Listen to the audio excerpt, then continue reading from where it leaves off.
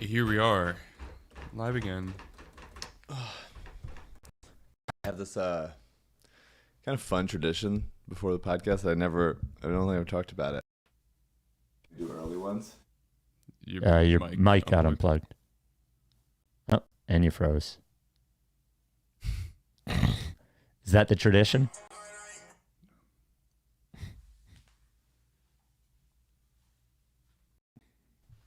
Good? Yeah. This thing got so temperamental. I really can't touch it at all. So the tradition is, especially when we do early ones, and I wake up, set my alarm, wake up in the dark, and then I grab my stuff from my nightstand. It is to knock over a full glass of water all over the side of the nightstand and my bed and the ground and everything, and to do that immediately upon waking up, as I'm trying to be quiet right before the podcast. Just it really gets me Gets you going, all fired up, gets me going really quick. That's a good. That's good. I love it. I recommend it. I think I really recommend trying it. It's a fun one. And so my area around the nightstand is so clean because of the amount of times You've spilled water that I've spilled almost always a full glass of water right there. Have you considered, as an alternative to a glass of water, a bottle of water, so you wouldn't spill it? Yeah. Yes. Yes, CJ, I'm surprised you're putting the water in a plastic bottle and not a metal bottle. It's reusable. Well, but it's worse for you. It's BPA free, Nalgene, whatever they I don't know. Very surprised. Worse for you is in the microplastics that you would get from drinking. Yeah. I mean, I care. Maybe something will come out eventually about that it's like, okay, yeah, we all got to stop drinking plastic reusable bottles, but this plastic is different than the single use. I don't know. Plastics that you would get. I thought you were a nature guy. I figured you'd have the metal one, or maybe one made out of bamboo and hemp or something, but certainly not plastic. Go on REI, and you will see how I'm a member. I'm an REI member. It's a great place to be a member at. The yearly returns that you get after you it really is 100% worth it. You buy a backpack and then it's you get $20 back at the end of the year. It's crazy. CJ, you don't sleep with those hiking backpack like things in your mouth? A camelback? The camelback where you can just a bladder. That does sound nice. It would those smell really bad if you don't wash them after every use. They do. I buy so that. They smell like hockey equipment. This is much easier to clean than a full bladder would be. All right, let's go. Water talk, get us started. The Rights to Ricky Sanchez podcast is presented by DraftKings Sportsbook. Sign up for DraftKings Sportsbook by using promo code RTRS, and brought to you by BodyBio. Get 20% off any BodyBio order with code Norman at checkout. Briggs Auction, the official auction of the Ricky at BriggsAuction.com. Big Barker Therapeutic Dog Beds. Get yours at BigBarker.com/Ricky. And Kinetic Skateboarding. Get 9.1% off your first order with promo code Dave Silver. On the show today, what would it take? How would he have to improve for Tyrese Maxey to become a first-team All-NBA player? And outside of that, I'll be honest with you, a lot of bullshit on the pod today. Just a lot of bullshit. Speaking of bullshit, we have two other bullshit podcasts as the family of Rickies. The Draft Council, which is a NBA draft podcast, comes out every week, hosted by Dan Olinger and Ahmed Jama. The episode this week talks about NBA draft prospects in the Big Five. It is like the Philly episode. And the Carl Landry Record Club, our music podcast. This week, we talked about Oasis's What's the Story, Morning Glory, and Hootie and the Blowfish's Cracked Rear View. Kinetic skateboarding. How about Kinetic? So I say all the time, the hoodie selection at Kinetic, which I love, and the fact that there's stuff here that I do not find anywhere else. Okay, so here is this Kinetic sweatshirt. Hops is the brand, and it's got fucking Jason mask on it. Now, do I know the brand Hops? I do not. I do not even know who this is. This is a skateboard thing, I'm sure. They have decks with this on it as well.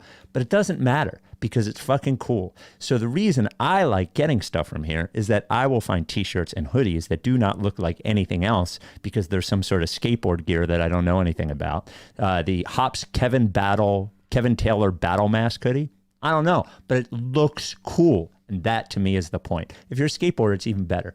Go to kineticskateboarding.com and use code DaveSilver for 9.1% off your first order. All right. Congrats. And before we get going, congrats to Holden, who got married yesterday from his buddies Riley and Steven. Holden, well, I forget who emailed me, whether it was Riley or Steven. I think it was Steven. Hi, Spike, Mike, and it was Riley. Hi, Spike, Mike, CJ, Norman, etc. Longtime listener, first-time emailer. My buddy Steven and I wanted to shoot you an email and see if you could give a wedding shout-out for our friend Holden. Holden is a Philly area native, and the three of us met covering sports for the student newspaper at Penn. Holden is unfailingly loyal, incredibly kind, and as good a representative of Philly fandom as you could hope for. I grew up a Cavs fan, but Holden put me onto the Ricky back in 2014, and I've been listening ever since. When he eventually dubbed me an honorary Philly native, I felt like I had finally made something out of my life, knowing I had his acceptance.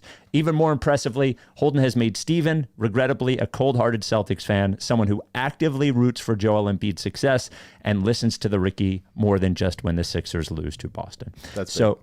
What do we want those Celtics fans listening when they're like all the time? It sounds like the Celtics fan can be turned, sort of yes. like Cold War era United States, Russia. I feel like he's like right there.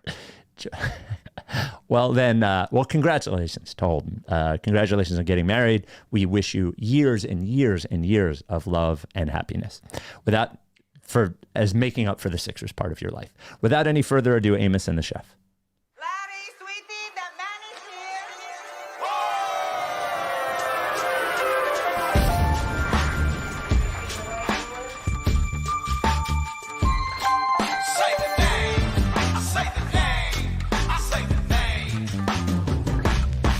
We were right, y'all. We were right. Even when it went wrong, we were right. We was right, y'all. We were right. So say the name. Say the name. We were right, y'all. We were right. Even when it went wrong, we were right. We were right, y'all. We were right. So say the name. Say the name. Say the name.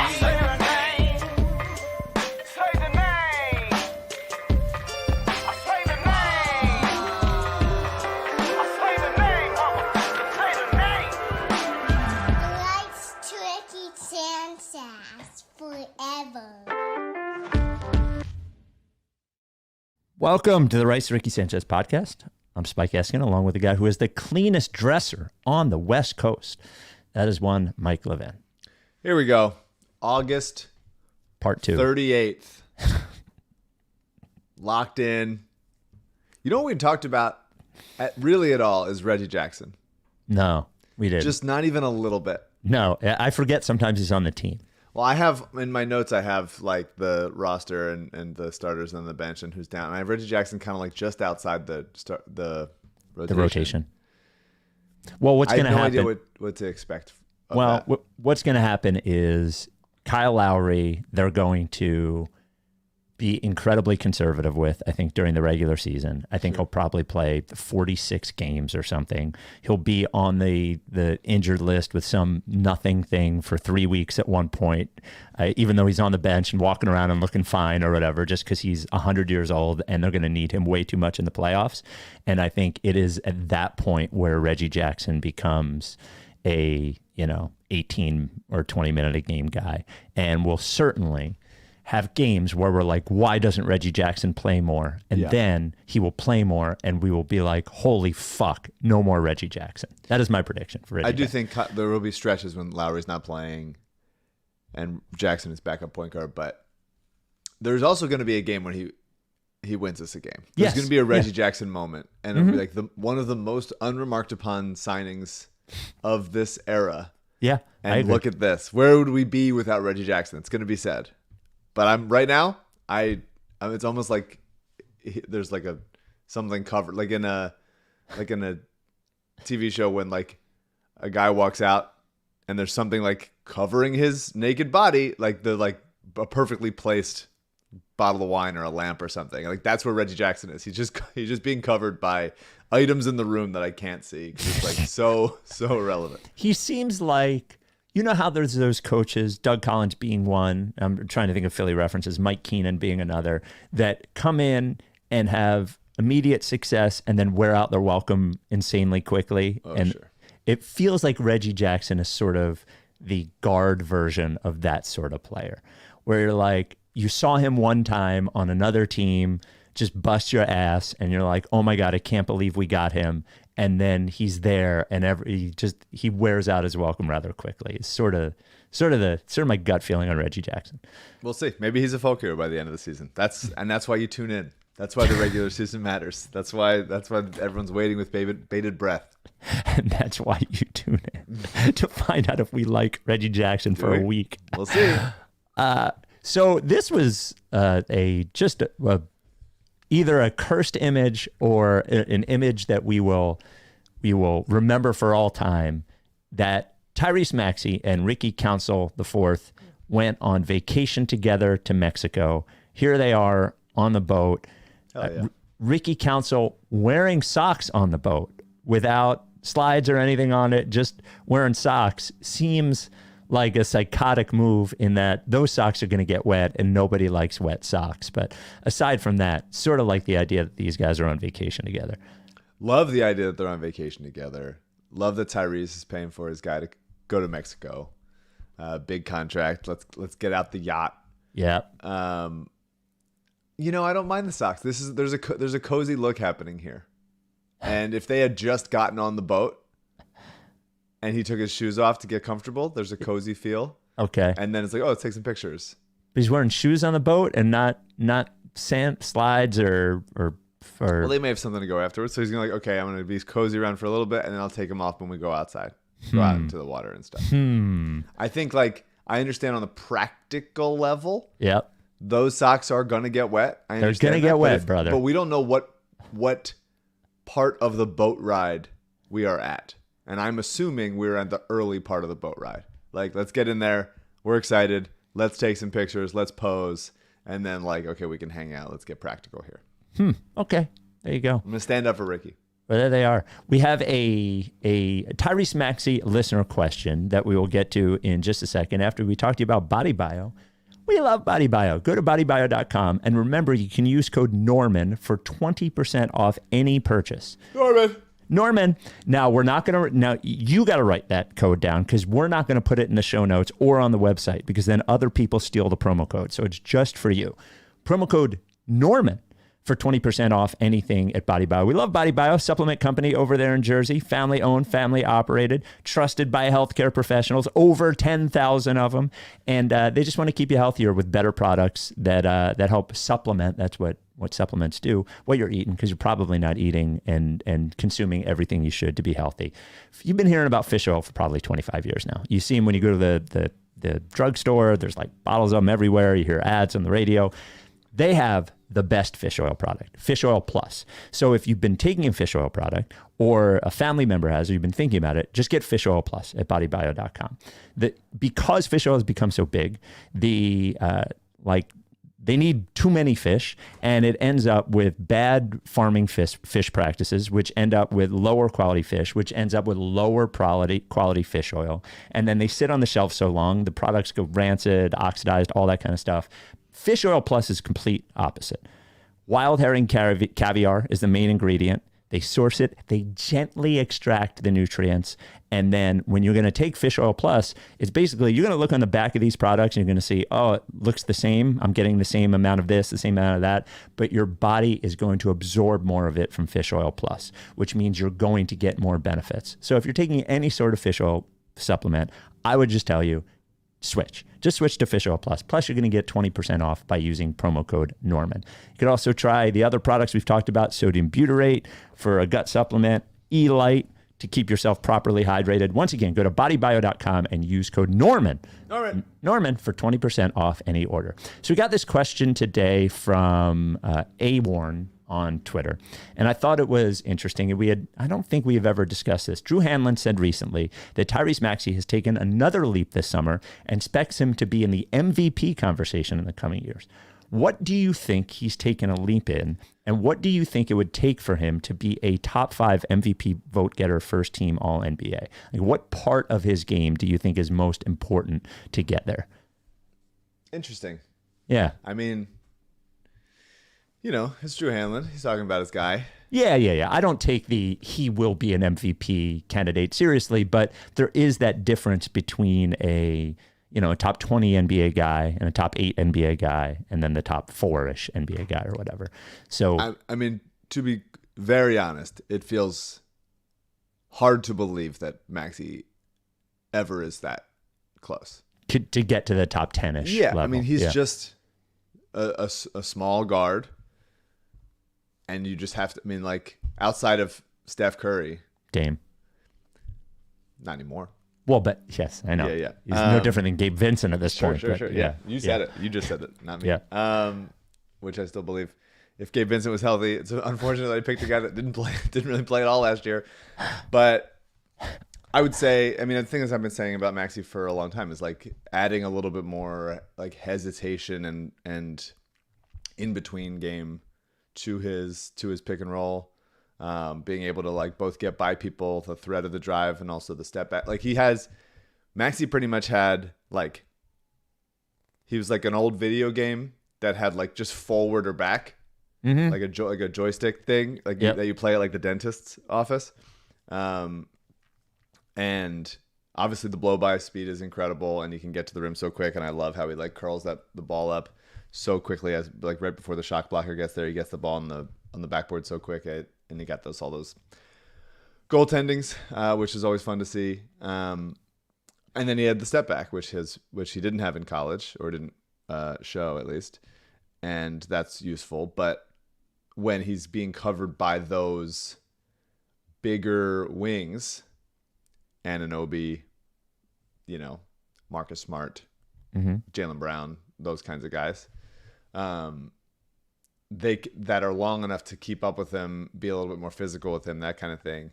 You really need a little bit more of that in between game, and I think that would also help his pick and roll as a passer as well.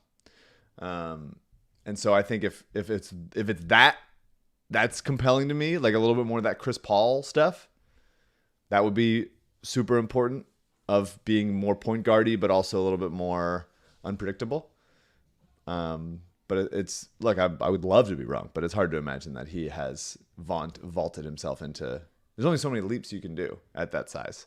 And so I think to consider him as a first team guy, I would be surprised, and I would love to be surprised. So the current comparison I actually think of, even though their games are different, but their sizes are similar, is Jalen Brunson, who I think we would agree would be in the running for a first-team All-NBA spot, I believe, and was certainly in the MVP conversation last year and will be in the MVP conversation this year, I would assume.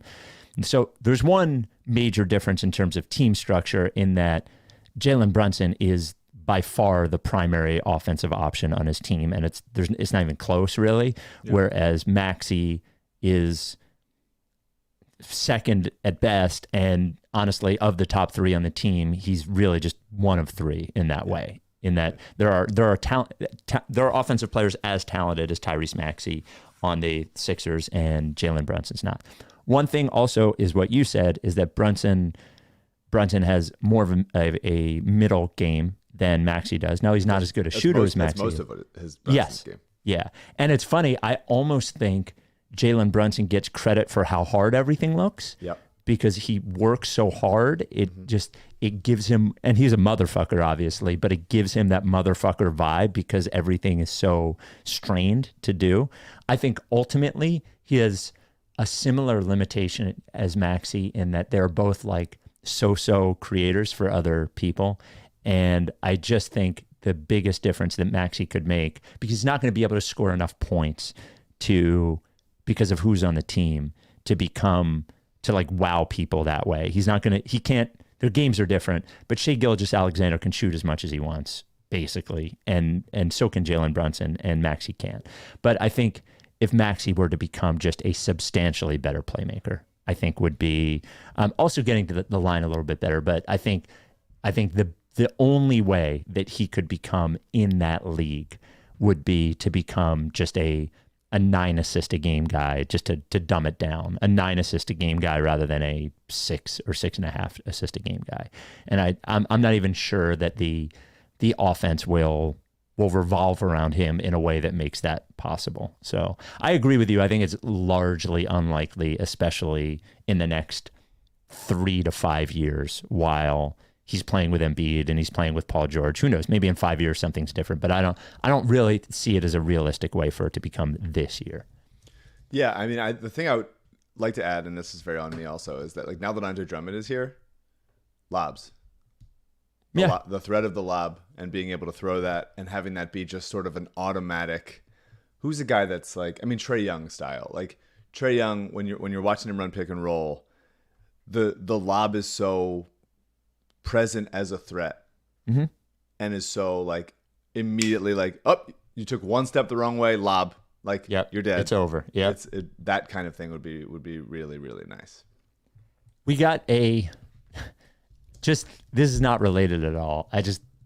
I thought it was interesting that this person assumed this. Anders says, for me, winning isn't everything as a fan. I want to root for players I like, players that are, quote, good people. For that reason, I always hated seeing James Harden on the Sixers. How do you feel about this? Talk amongst yourself. I think it's interesting that he thinks that James Harden's not a good person. I mean, he's sort of annoying publicly. His teammates all seem to love him, and I don't know if he's a good person or not a good person. So my general sense is I don't really mostly care. I will use it to affirm or deny some of my beliefs that I already have. You know, if I don't like watching a player and he seems to be a shitty guy, it'll be fun for me to dislike him more. But I don't like assume that James Harden is a bad person or that Tobias is a good person, honestly, just because of what we see seems to be one thing as opposed to the other. So well, you can present as more approachable, likable, more active teammate. But Harden was a great teammate to Maxey for sure, and and Joel liked him, like that kind of thing. Most of his teammates like him, honestly. Yeah. As far as who you root for, I mean, like obviously Harden has his stands, both because of like he's kind of enigmatic as a personality, and because of his offensive game at his peak being so singular. You know, if you want to root for people that lie about how much sex they have, then that's up to you. Well, James Harden doesn't lie about it. I believe he does. Well, no.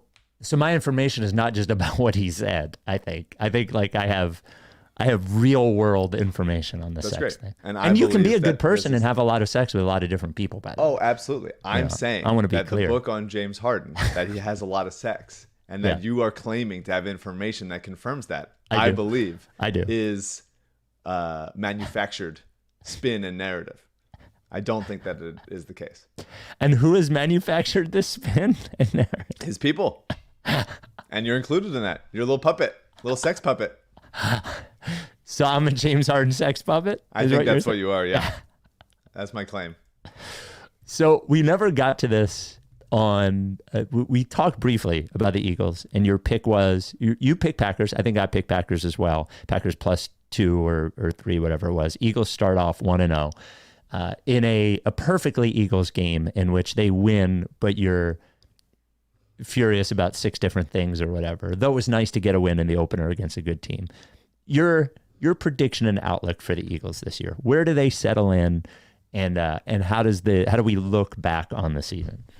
Well, it's interesting, you know, football, now that they've cut preseason games and the starters basically don't play preseason, the first few weeks are just so much like playing at real speed. Yep. And can, at least in some sense, be written off a little bit.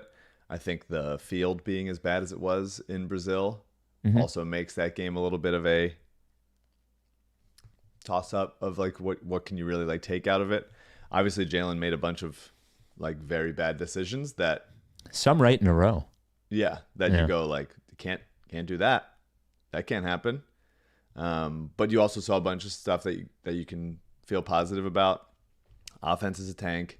Secondary had some like pros and cons. Like you could just see like, okay, if this tightens up, if the line gets a little bit more pressure, Saquon is Saquon, you could see this becoming a good season. I think still the gap between ceiling and floor for the Eagles is about as high as any team in the league.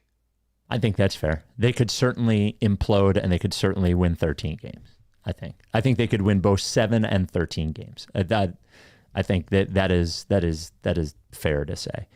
Saquon was awesome, by the way. He was always awesome to watch when he was on the Giants, but like seeing him on a good team and start like that, I compared it to T.O.'s first game with the Eagles, which I thought was a good comparison. It was like, wow, this guy's fucking good. I think they're going to win 10 games and probably win the division and hopefully win a playoff game. And that's it. I think, my guess is they'll probably, hopefully, fingers crossed, be better in the second half of the season than the first half of the season.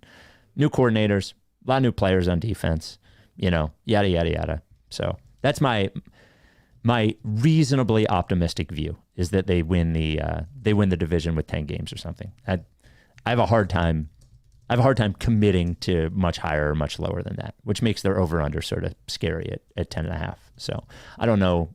You can still bet totals, right? Win totals after the first game, right? Oh, there's still futures on that. Yeah, I think so. Yeah. 7. The Jalen stuff though is like he's in the 5th year of his career. Like he's not particularly young anymore, and the crazy decision stuff it's sort of like he sort of plays like he's a little more physically gifted than he actually is. Like throwing passes that maybe somebody who had a giant arm could make, but he cannot. That interception in the end zone, the A.J. Brown interception, was sort of like a throw that Aaron Rodgers, when he was 34 or something, would try to make, and Jalen doesn't really have the arm to do it. And he made a lot of really stupid decisions, like a lot. Like a stunning number of stupid decisions. Yeah, some bad throws. The throws across his body, like obviously there's stuff you can look at and go like, oh, this guy slipped and that's why it would have looked worse. But you just gotta be like, some stuff just can't happen. And like taking sacks when you can get it out, like the quicker decisions, taking sacks when you can get that stuff out. There was, as the game went on, there was like, oh, he made a quicker decision to take off and run, which he did last year, and sometimes at inopportune times towards the end of the year.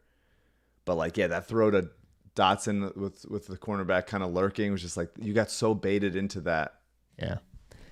And he seems like he looks healthy, but he seems a half step slower than he was 2 years ago. Like I loved the when he lowered the shoulder and got the extra stayed 2 in yards, bounds, got the extra few yards, and got the first down. That was sick. I mean, that was fucking. But overall, it doesn't seem like he can get around the corner anymore. Like he seems like he runs less. That he doesn't make that decision to run all that quickly because he can't do it. But I don't know. We'll see. It would be nice to see them on a normal field and see whether the defensive lineman that they spent $17 million a year could get at least one pressure. So I'll give Bryce Huff a what's it called, a mulligan because of the field, but gonna probably have to do better than all zeros on the stat sheet after that. Yeah. Speaking of the Eagles, the Rights to Ricky Sanchez podcast. Now you might be saying, Eagles, how are they connected? Rights to Ricky Sanchez podcast is brought to you by Briggs Auction. Briggs Auction's in Garnet Valley.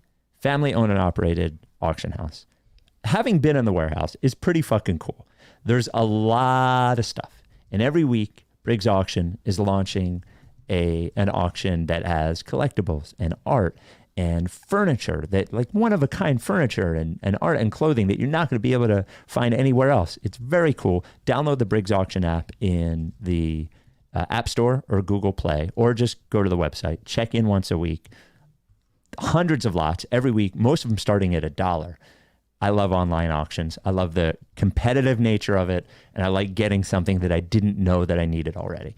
So currently, they have what I believe is their 3rd sports memorabilia auction. CJ, is it the 3rd or the 2nd? I can't remember. I think it might be the 3rd. But they have their sports memorabilia auction going on right now. 219 lots, I believe. It closes September 13th. CJ, item of the week in the sports memorabilia auction. CJ. Yeah, I found this lot of a few different Phillies jumpers from the early 90s. The Holiday Fair sweaters and jacket lot. Ooh, the Holiday Fair. I didn't even know that was a thing, the Phillies Holiday Fair. Yeah, so there is 3 hoodies, a shirt, and then a knit sweater here. All varying colors, but I would much rather have something like this than buying something brand new that Yeah. you're not sure how the quality is going to be. Like I feel like most times with older jumpers like this, the quality is incredible and it will last forever. And it just feels cooler to wear something that's been around longer. So sweatshirt quality has definitely taken a step back over the last decade or so, and the older ones from the 90s and 80s even are way better. One of these from the holiday, if you go back, the red one is from 93. The Phillies Holiday Fair in 93, which is a cool one to have. Where is it? There it is. Look at that. There's also two, I believe, Ricky Council 4 autograph balls in the auction. A Kelly Oubre autograph ball. It's so hard to get the like, I don't know what the term is, but the bottom of the sweater right, where sometimes it's like too tight. Yep, and sometimes it's too loose. Having to whatever, and then sometimes it's too loose and it feels like you're wearing like a sort of like a smock. Yep. The middle ground is hard to find. Yep, and the old ones, I think that is one thing that they did better. I feel like the old ones, the bottom ribbing was almost always better. So anyway. I really do love the look of this one, and cool. I did note down the signed basketballs because I thought the price difference between signatures was funny because Maxey was on there too. So Maxey, Ricky Council, and Kelly Oubre, and the difference between the three is pretty funny. I kind of want the Ricky Council one to go for the most. Personally, would be great. But anyway, put the socks on the Ricky Council one. The auction ends on September 13th. Go to briggsauction.com. That is briggsauction.com. If you win a lot, pickup is easy. It is open pickup on Saturdays or by appointment during the week. They can work with a trusted shipper of theirs if you can't get there. And if you need to downsize in any way, have a bunch of stuff that is worth money, you can't auction it anywhere but Briggs Auction. Send an email to info@briggsauction.com. That is info@briggsauction.com. As we are doing in our, and briggsauction.com. briggsauction.com. We love Briggs Auction. Okay. As we are doing a lot, as we are in our second August, we have an interesting question on relationship advice. I keep my heart under my pillow with my teeth and other lies. I've been waiting on your halo just to shine the light. Oh, there we go. Relationship advice theme. Just to shine the light. Our own Eliza Hardy-Jones, also of the War on Drugs. All right. Good day, Spike, Mike, CJ, Harold, and most importantly, LL. First time, long time. I've had this email in my drafts, but elected to send it after the recent LL talk on the pod. I find myself in a situation that I have to imagine other Ricky listeners have come across, but to my knowledge as a longtime listener, hasn't been openly discussed yet. I'm a Ricky listener who needs to move on from my LL Pavorsky purchase.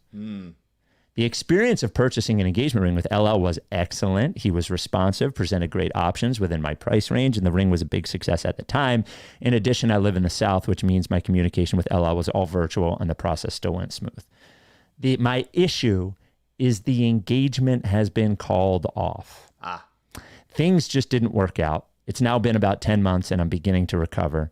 Now, the question is where I go with this beautiful LL Pavorsky ring that is no longer needed. Given there's been several hundred LL engagements at this point, I can't imagine I'm the only one to find myself in this scenario. You are not, by the way. Some options he presents. Do we set up an LL Pavorsky Broken Hearts Club? Do we mail the unusable rings to various Sixers players to ensure they've gotten a ring of some sort during their career? Dark. Do we simply give them back to LL and have him pose for a Bill Russell-style photo shoot looking suave and dapper with a preposterous amount of rings on? That's a good idea. I haven't approached LL directly about this problem yet. Given I live far away and the overall lack of desire to reopen that topic, it hasn't been discussed. But I do want to bring it up to make sure we give love to the sad boys in the Ricky universe. You're not alone, and you will persevere. God bless the Ricky and God bless LL. Man, big bummer. I wonder what LL's policy is on this. So my gut is that because if you got a regular diamond, they retain their value.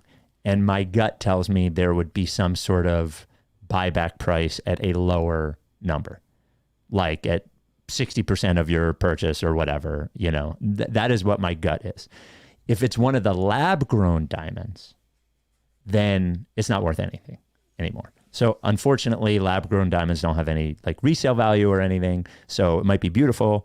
You might not be able to do anything with it. So I think, and even if LL didn't, you could pawn shop it, you could sell it, blah, blah, blah, blah, blah. It just seems like engagement rings are so much money I'm glad that you want to do something clever with it, but I would get some of the money back, honestly.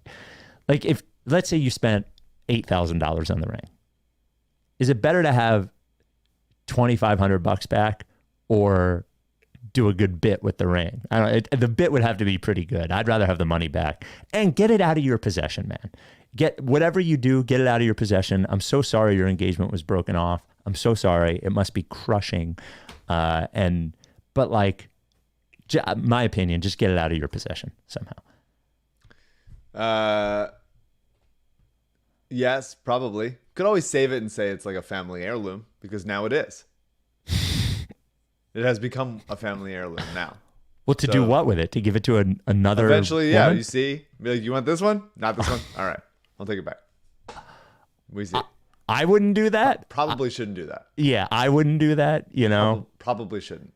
Even if you were worked. to find a mate that would be okay with it, the chance that that person wouldn't be okay with it is not Right. worth bringing The it up. feel probably would dampen the vibe of a proposal by being like, I already used this one. Yeah. But I guess you would feel that with like this is my grandmom's ring or something like that as well, you know? Well, slightly different in that you didn't propose to your grandmom. You didn't have sex with your grandmom. No, I'm saying if you proposed, if this exact thing happened, instead of going to LL, he got grandmom's ring, tried to give it to this other girl. Yeah. It ends up not working out. Oh, and then yes. he retains that ring and Ooh. then waits for the next one. Yeah, you could half lie your way out of that one. I guess you could. Yeah. You could say like, for this podcast is a close friend of my grandmom's, and so in a way it is a family heirloom if you wanted to. But I think probably best to give it to LL. Yep. Let him pose Bill Russell style with all the rings. Yep. And get some of the money back. Yeah, I would say of the things that you suggested, the LL photo, and by the way, him doing the Bill Russell style photo of all the failed engagements Yeah, it's pretty dark. It's pretty dark. Here's all the marriages I've broken up. Well, he hasn't broken up the marriages. They just haven't, they haven't gone to completion or whatever. So, the Cooler comment of the pod. On to Cooler is a completions, new. spoken by the James Harden sex puppet once again. Oh yes, there I go. There you go. Puppeting Agenda. sex. Yep. The Cooler comment of the pod. Cooler is a new podcast app that is in beta. We're working with Cooler that allows you to engage with the community of certain podcasts within the app. So on every episode, there's comment threads and that sort of stuff. If you would like to become a beta tester of Cooler, just go to cooler.fm and use code LickFace to download it. This came from Anthony. Ricky Butterfly Effect, which we discussed on the last pod. Pod starts in 2013. Embiid gets hurt. Hinkie gets martyred. Simmons gets hurt. Colangelo slanders his players with a burner Twitter account and resigns. We trade the Tatum pick for Markelle, and we trade the Bridges pick for Zaire Smith. Markelle forgets how to shoot. Tobias Harris trade. Kawhi Leonard shot. Harris contract. Butler leaves. Simmons gets yips, forgets how to shoot foul shots. 2022 Simmons refuses to play basketball. 2023 Harden refuses to play basketball. Embiid playoffs luck. 2018 broken face. 2019 flu. 2020 Simmons misses playoffs. 2021 knee. 2022 broken face again. 2023 knee. Now Sixers move to New Jersey. Now, I don't know if it's fair to call that the Ricky Butterfly effect of that we started the pod and all those things happened. We moved into Jersey. Yeah. Yeah. I think that might be a little much. I think the idea of the butterfly effect is that everything affects everything, not we specifically affect everything. So Yeah, I do think some of that we could be like a minority owner of. mm-hmm. Yeah. Do you But- think, let me ask you this. Yeah. Sam Hinkie gets hired for the Sixers. Okay. We do not exist. Does Sam Hinkie get longer with the Sixers without us?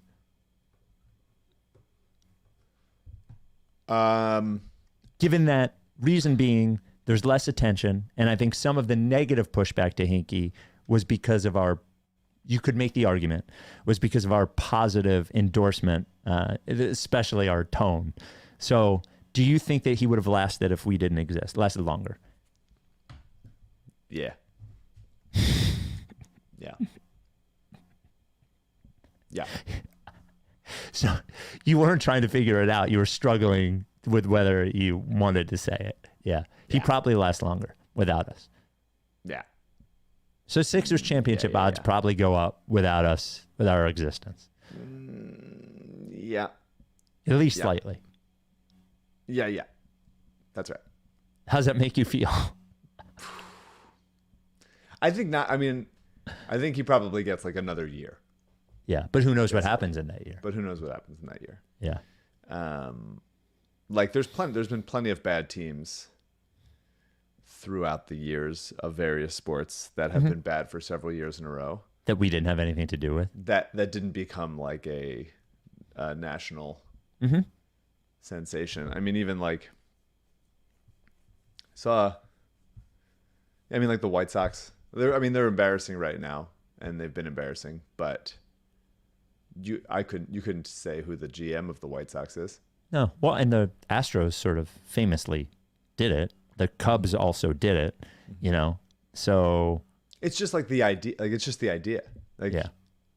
It's just how the draft is meant to be.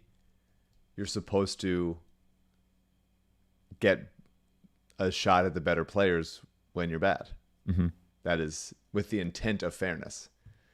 And because the Sixers were not doing as much lip service about like wanting to be whatever as other teams were, then, and the nature of like Philadelphia media, and then us being there to, push back, make it worse. I think it became sort of a thing. Definitely became a thing. And and there we are. Yeah. Had a dream where last night, actually, I'm remembering this now. Speaking of people that didn't like the process, your dad. I had a dream where I saw him. I was living in a van in this dream. Okay. And I see your dad, and I see him looking at me, and we're living in Venice, California. Okay. And I walk by him. I can tell he's looking at me. I can tell he knows that I'm your co-host. And I walk by him without saying anything. By the way, most unrealistic part of the dream. You think? Yeah. I mean, well, maybe he was looking at me like, do I know that guy? Like maybe it was something. By the way, and that is not a negative to you. Like I didn't take it as that. Yeah, I've seen that as like in-laws walk up. Sure. On Val's side, and I'm like, oh. And I walked by him, and I could tell he was hurt by me ignoring him. So there you go. That's not a weird dream at all. No. We got this email from Bobby, writes RickySanchez@gmail.com. Hey, Spike, Mike, and CJ. A few pods ago, Spike told the story of his wife defending him online. He said she, quote, pulled a Colangelo. But wouldn't defending your partner online be pulling a Bottini? Pulling a Colangelo would be publicly throwing your partner under the bus or possibly taking over the team via Skype, hiring your son, and running away. I think the listeners need a ruling. Love the pod. So, yes and no. I don't believe there was only one operator of the Twitter accounts. I do believe that Barbara Bottini was operating the Twitter accounts, but I do believe that Brian and potentially somebody else had access to the Twitter accounts too. I don't think it was just her. So I would say pulling a Colangelo makes it a little more easier to understand than pulling a Bottini, but I will accept your ruling on this. Yeah, I mean, we're so due for another like 5-6 years later revelation. Oh yes. About that, I would agree. It is super weird how that story basically just went away. Do you know what I mean? That there weren't more revelations and weren't more, and people seem to think that the never went away for us. Well, it's real to me, damn it. And people seem to think that the leak to Ben Dietrich was that guy, Dr. Lance, whatever his name is, the hinky guy that ended up staying on with Brian Colangelo and seems like a lunatic on Twitter. And I don't think so. You don't think it's him? Because of that. Because everybody knows it's him, or because because he's so. If he seems like a lunatic on Twitter, as you said, doesn't seem like carefully. Yes. Like, seems like a person that would want credit. Yeah, he would say eventually, "Oh, by the way, I got him." It's not like the guy's ever going to work in basketball again. He hasn't worked in basketball, so I don't know. The Rights to Ricky Sanchez podcast brought to you by Big Barker Therapeutic Dog Beds. Like the fact that nobody, that is still not known for sure who the person was. Mm-hmm. Do you know what I'm saying? Anyway, the Rights to Ricky Sanchez podcast brought to you by Big Barker Therapeutic Dog Beds. Got 2 in my house because I love my dogs. Do you have any in your house with your dogs? I'm asking you, listening right now. You got a dog? Yes. You got a Big Barker? No. Oh, you don't love your dog. Oh, that's a bummer. I would have thought the only reason to get a dog is to love him. Give that dog a great life. Keep him healthy. BigBarker.com/Ricky. BigBarker.com/Ricky. You might say, how does a bed affect my dog's health? Well, think about you, sir or ma'am. You're sleeping on a bad bed. Your health's going to be worse, right? You'll wake up and every day it'll get worse. Your back will get a little bit worse. Your joints will get creaky. You won't sleep well. Miserable. Get your dog a real bed. The only real dog bed on the market is the Big Barker Therapeutic Dog Bed, engineered by experts to keep your dog healthier. Dogs develop arthritis just like we do. Just like we do. They need a supportive mattress just like we do. You got to get yours for your dog. You go to bigbarker.com/Ricky. Not only do you get the best dog bed that they make, you get 2 Process Pup patches, a black and white one, and a red, white, and blue one, a bunch of stickers, and you send us a picture of your dog on the bed with the patch on the bed. You get them in the Process Pup gallery. But more importantly, your dog gets years more of good health. If it is a young dog, as that dog ages, it'll help stave off the effects of arthritis. Penn Vet did a study, improvement in joint function, lower pain severity. And if your dog's already older, specifically if your dog is bigger, this will help ease those symptoms that your dog might be seeing. They have it for dogs of every size, from the Barker Jr., tiny little one, up to the XL, which is a giant one, all different colors, headrest, no headrest. One of them looks like a couch or something. They look great. We have 2 of them in our bedroom. People, they come into our bedroom. Who's coming to our bedroom? Don't ask any questions. They're like, what are those things? Those things look beautiful. I say, they're dog beds. They say, what are you, crazy? I say, no. They said, they're beautiful. I want to sleep in that bed. Why are these people in my bedroom? I don't know. There's a 10-year warranty. The foam doesn't flatten or they replace it for free. There's a 1-year at-home trial. If your dog won't sleep on it, doesn't like it, that's cool. They will give you a full refund. They'll even pay for the shipping. Handmade in the USA. Big Barker Dog Beds. Because we got this question just now in the chat, this voicemail came into 833 Lickface. Hey guys, Bob and Lancaster here. So I feel like I watched the movie and stopped halfway through and I don't know the end. Just finished the last podcast. Been waiting for like weeks now to find out why on earth Kacey Musgraves was singing the Sixers song. I have no idea. It's really bugging me.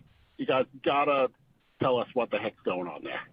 Also, Becky, shut up. The shirts were awesome. It was the year. So I won't stand for that kind of talk about Becky. I have to decide whether Becky is an enemy of mine. No, I have to figure that part out. The Kacey Musgraves thing, you don't have any extra information, do you? No, do I? Fucking Jason Lipschitz dropping the ball. His reporter skills being called into question here. Yeah, what the fuck? Maybe a little bit less Linkin Park, a little bit more giving us what we want. Kacey Musgraves, yeah. You're like Mr. I consider Jason to be honestly, has remembered more about the podcast than any person I know, listens to every episode. Yeah, and we mention him all the time. Jason, you work at Billboard. You're a bigwig over there. You're on like fucking Good Morning America all the time, you know? Never mind the fact that you look great at your home on video, Good Morning America, and when you come do podcasts with us, you're like walking around your house holding your laptop. Put that aside. Get the Kacey Musgraves answer, Jason. Get the Kacey Musgraves answer. That's on you. This came to rights to Ricky Sanchez at gmail.com. Now, the second part is actually the second time he emailed about it. The email address, by the way, and he signs his emails dipshit. So... I think everyone should. Yes. Dear Spike and Hollywood Mike, dipshit here. Going to keep it quick today. I think it's pretty obvious from everyone's lukewarm reaction to Jared McCain that we don't expect him to contribute anytime soon. Frankly, I think he's a bust. Do you think that people just don't want to admit that he's a bad pick because he seems like such a nice guy? He just isn't a good enough athlete to keep up. You can even see this in YouTube videos of pro runs he's been in this summer. Non-basketball question we'll get to after the Jared McCain thing. I do agree. I don't know for a fact that he's a bust. I do agree that everyone sort of has that feeling in their stomach that he might not be any good based on how he looked in Summer League and the fact that he doesn't pop physically. I do think that sense that you're feeling it. And I think the reason that people don't talk about it is dual. One, they kind of feel bad because he seems like a nice kid. And two, I think everybody sort of assumes that he's not really part of whether they're good, bad, or indifferent, so it doesn't matter too much. So I think the combination of those two things. But I do think if he seemed like a dickhead, people would be like, this guy's a bust. Or if it was 6 years ago or something, we would be more publicly nervous about Jared McCain. Yeah, I mean, I think he's a super hard worker. He is an elite three-point shooter, and he's going to work his ass off defensively. And even though his limitations athletically and size-wise are going to keep him from, I think, ever being like a starter in the NBA, I do think he's capable of being like a helpful, like, sixth man type at some point. Was not the pick that I would make. It is a kind of a rough draft class. I was much more high on the idea of getting somebody like Tristan da Silva or some like big wing type, but they have sort of supplemented that in free agency. So to me, it's just like, why not get a guy that could conceivably compete physically both ways? And I think McCain is kind of a hard bet to ever be a positive in that sense. But, you know, you bet on the kid, you bet on the pedigree. He was the best player on Duke for a lot of last year. And, you know, Nick Nurse has had success with Fred VanVleet and Kyle Lowry being both small guards with limited other stuff. And then obviously they're special in certain ways, but it's not like Fred VanVleet is super athletic or fast or anything. He just he hit a ton of shots, and he became a guy that could use his body to get places on the court. And I think if you're Jared McCain, then that's what you're emulating, and Nick Nurse is the guy to get him there. So I've never been super high on it. He does seem like a great kid. Just not my kind of player exactly. Yeah, and I largely agree with, I don't know that he's a bust, but I largely agree with his point that people are quiet about it just because it just doesn't seem like worth the effort to be negative about him, to be quite honest with you. Yeah, and it's also like, you know, I'm sure they shopped the pick. They said they shopped the pick. Yep. I'm sure if they could have gotten somebody else for that pick that would have helped more, then they would have. I think they ultimately decided, like, we feel good about the chances of getting Paul George. Let's just get a bunch of guys that like work hard and aren't going to be a problem. And maybe McCain will retain his value. Yeah. In a way that like Jaden Springer didn't, because of the shooting upside. And I don't know. I mean, I guess there's a chance that some like smaller market team goes, yeah, we'll pay like a little bit extra more because of how big he is on TikTok. I don't know. I don't know the answer to that. I don't know. His non-basketball question from Dipshit.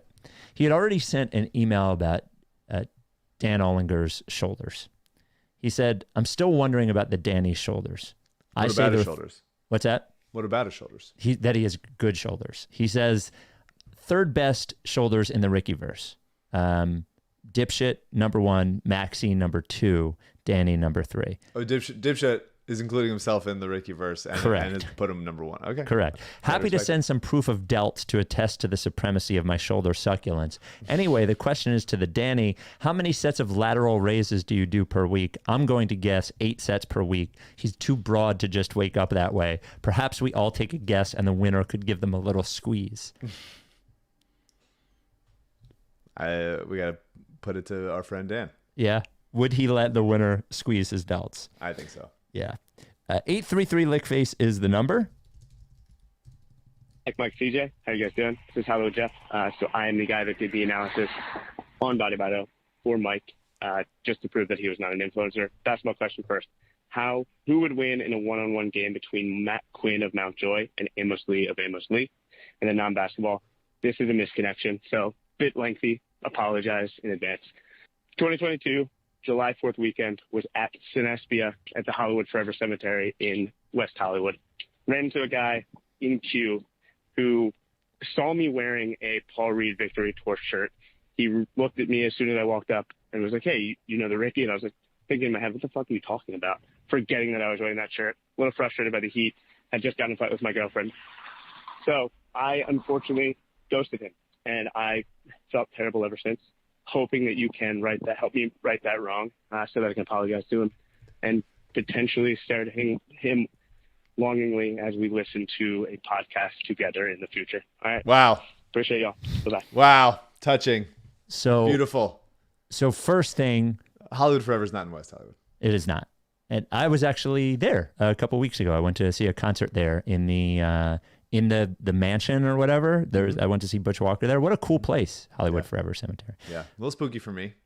But not in West Hollywood. Probably 5 or 6 miles from West Hollywood. But the first thing, I think Amos would beat Matt Quinn. I think so too. I've never met Matt. I don't think have I met Matt? I don't think so. Well, Amos But was Amos is a basketball player. yes, and was a basketball coach and Oh, CJ. You didn't meet him in LA for the Clippers game? I did meet him. Yes, You yes, did. yes. There you go.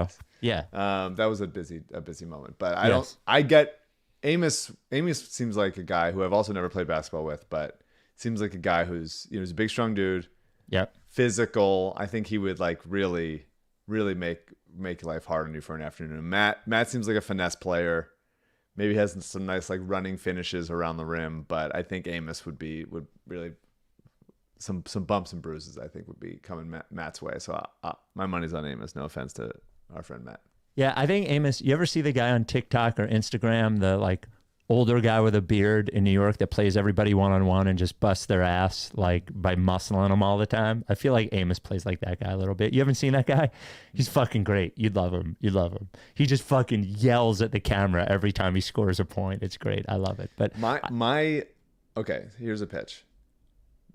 Patrick, my writing partner who's been on this podcast. Yep. And the whole goal of our career has been to find a way into the celebrity game at the All-Star game.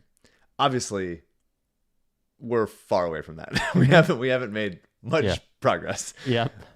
If we get a show on the air Mhm. and it becomes like big enough, Mhm. I do think that could and it was like happened to be on the network that the All-Star game was on or whatever. I do think that we could sneak in maybe as like sort of a novelty of like a writing team doing this. Okay. Plus the podcast I think would help out a lot, but it's obviously very, very far away. Yeah. If I say goodbye to that goal and we just do our own sort of Ricky celebrity game where Ooh. Amos and Matt get to play in it and we get to sort of have that happen, maybe do a charity thing. Then we don't have to worry about anybody scouting me at my regular game here. We could just do it all there, have a breakdown afterwards. God, it sounds like so much work doing a It Ricky does a little celebrity bit. game.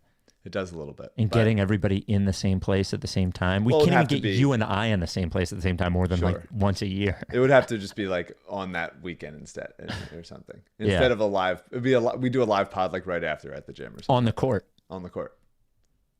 Ooh. Do we have enough celebrities to account for the ones that wouldn't be able to make it for one reason? Yeah, I mean, like I think my dad would count. As a Yes. Oh, celebrity. so like people in the Ricky world along Yeah, with yeah. celebrities. Yes, yeah, for sure. Hmm. So Danny would play. Yeah. We'd ask around. We'd have to feel like who could play, who's good enough to play that. Like, do you want to play and like be real with yourself? Like, are you going to embarrass yourself here? We did get this email, which is related to it, from Kanad. Like Jake, if Jake Pavorsky's in town, he would play. I'd play with Jake. Not a guy that would embarrass himself. Sixers Adam, who missed some really bad shots at the really Ricky terrible. Live. I don't know what Sixers Adam's game is like. Really terrible. I don't know that maybe he wants to just cover it. He can be a credentialed reporter for that game. Ike would play. I don't know. Do we consider him? You did jump on his back once, or he jumped on your back. Yeah, former professional athlete. And he also was on. Gave a speech at a live Ricky. Yeah. Does he play? He does. He plays regularly? He loves shooting. He's a Kobe guy. He shoots. Okay. Wait, dude, we played in a PAL celebrity game with kids. Every time Ike got the ball, he fucking shot it. You got to let the kid shoot the ball. Sure. Ike shoots every time. All right. Yeah. I mean, I guess I would be a little bit scared driving on Ike, but I guess I would have to. Well, I mean, he's that. 50 now. He's not. You're not driving on. But he's still big, dude. 29-year-old Ike. Yeah. I think he'd be okay though. I mean, I wouldn't. I've told the story of Kenny Lofton busting my ass at a Yes. pickup game in LA. I don't know. I mean, Ike didn't play at the high level of basketball that Kenny Lofton played at, but Yeah. No. I have a healthy fear of playing against former professional athletes. We got this email related to this from Kanad, writes RickySanchez@gmail.com. Hi, guys. You might remember me as the person who had Amos Lee as his high school basketball coach. I do. I met this gentleman at Live Ricky at the Electric Oh, Factory. yeah. Yeah, I met him too. I remember this. I don't know the bona fides of Matt Quinn, but I can confidently say that he would smoke every single listener and as a fan of this podcast that didn't play professional basketball. This is about Amos. He became a starter at one of the most storied programs in South Jersey, and if I remember correctly, walked on and played D1 basketball at the University of South Carolina. Don't let his fame fool you. He knows ball. I did not know this South Carolina thing, if it's true. I didn't know that. And by the way, Amos is fucking hiding from us. He has a new album out, and he still hasn't been on the pod. Wow. It's embarrassing. So, Wow. It's like he almost doesn't want the album to sell. yes. What the fuck are you doing? Come on the podcast. I'm sure he's working on Tony T bit or something, but like, whatever Tony T bit you have is fine. It's good enough. He's in the studio. His producers were like, "Hey, we gotta get the album out," and he's like, "I'm the recording space is actually occupied by my puppet By my puppet. at the moment." All right. Speaking of music, I gotta go do that podcast. We will talk to you next time through this endless September. By the way, or endless August, for the next couple months, our midweek pods will likely be a little bit later, in the 10 p.m. range. Much to CJ's chagrin, I'm no longer the person who hates the late night ones the most. I believe CJ Really? is. Yes. Sorry, Siege. Yeah, we're in production here Because I get up later. But I didn't realize I was hurting CJ so badly, but it'll be a lot of playing it by ear during the week this time. we'll talk to you next time. Are you done with TTP? Yeah, lick face.